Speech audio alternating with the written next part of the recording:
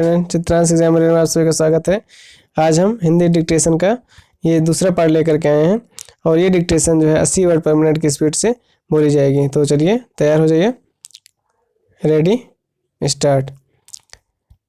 यह सही है कि विधानसभा चुनावों में राज्य से संबंधित मुद्दे, समस्याएं, उम्मीदवार, नेतृत्व आदि लोगों के मत निर्धारण में प्रमुख कारक होते हैं, किंतु राष्ट्रीय मुद्दे प्रबल हों तो वे भी व्यापक स्तर पर लोगों की मानसिकता प्रभावित करते हैं। कई बार स्थानीय प्रादेशिक मुद्दे इनके प्रभाव में हाशिए पर चले जाते हैं।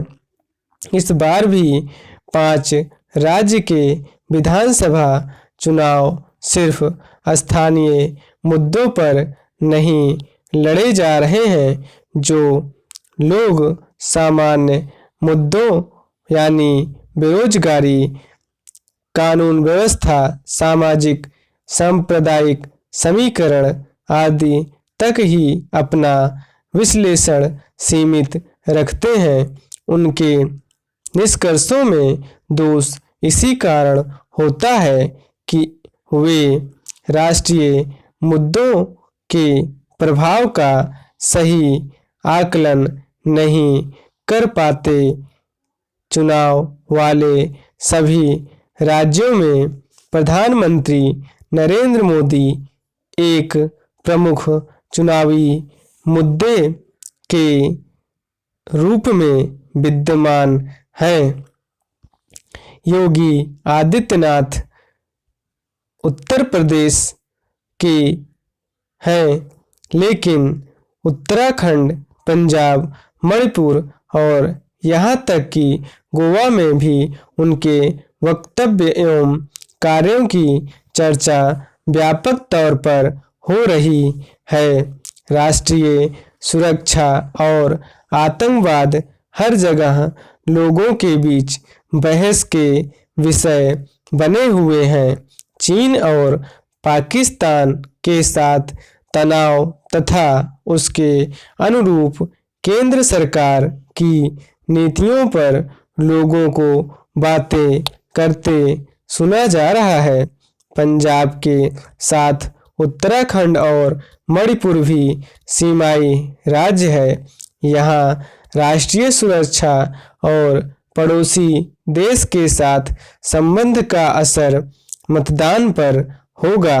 अनेक ऐसे मुद्दे जो राष्ट्र और केंद्र सरकार की नीतियों से संबंधित हैं, राज्यों के चुनाव में तैर रहे हैं। जैसे अनुच्छेद 370 का अंत जम्मू कश्मीर से जुड़ा हुआ है, लेकिन उसकी प्रतिध्वनि 5 राज्यों में सुनाई दे रही है।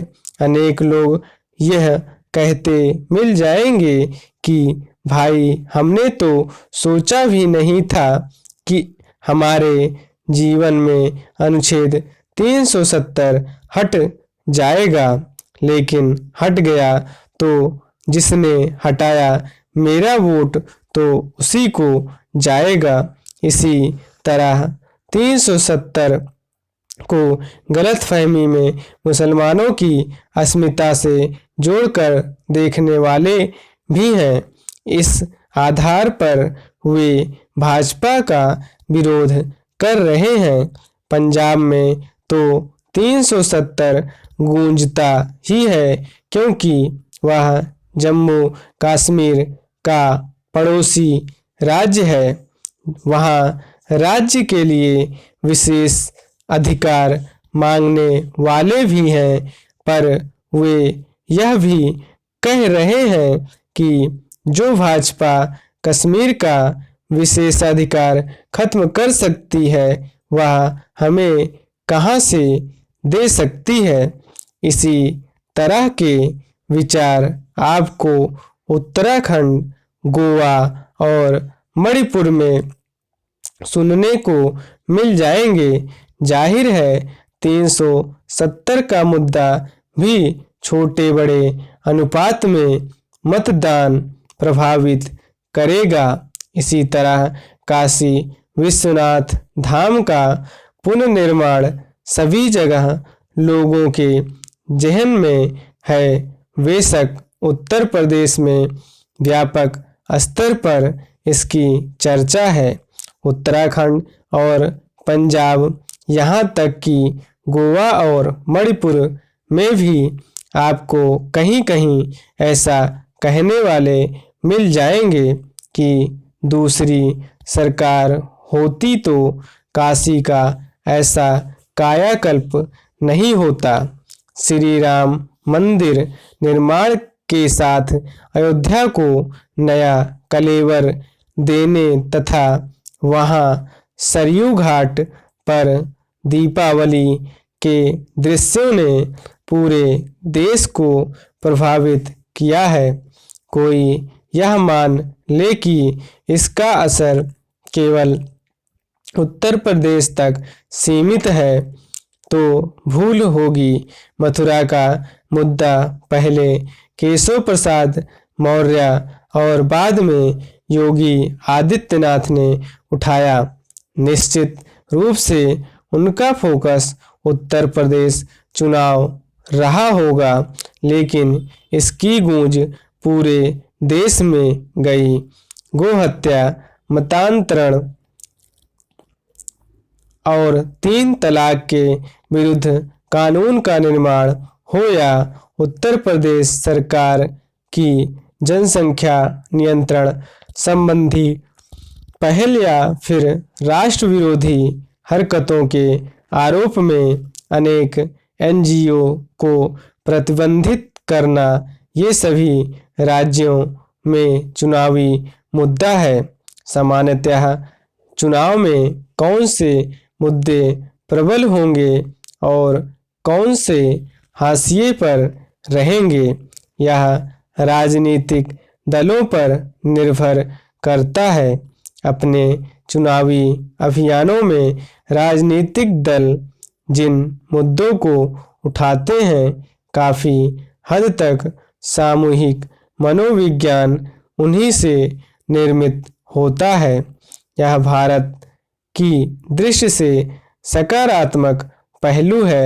सामान्य लोग भी राष्ट्र की सुरक्षा, संस्कृति, सभ्यता सहित राष्ट्रीय मुद्दों के साथ भावनात्मक तौर पर जुड़े दिखते हैं। वैसे भी प्रत्येक क्षेत्र और राज्य अंततः देश का ही अंग है। राष्ट्रीय नीतियों लोगों को नीचे तक प्रभावित करती हैं। वास्तव में राष्ट्रीय और प्रादेशिक मुद्दों के बीच बिल्कुल साफ-साफ विभाजक रेखा खींचना कठिन है। ज़्यादातर मुद्दे एक दूसरे के साथ जुड़े होते हैं।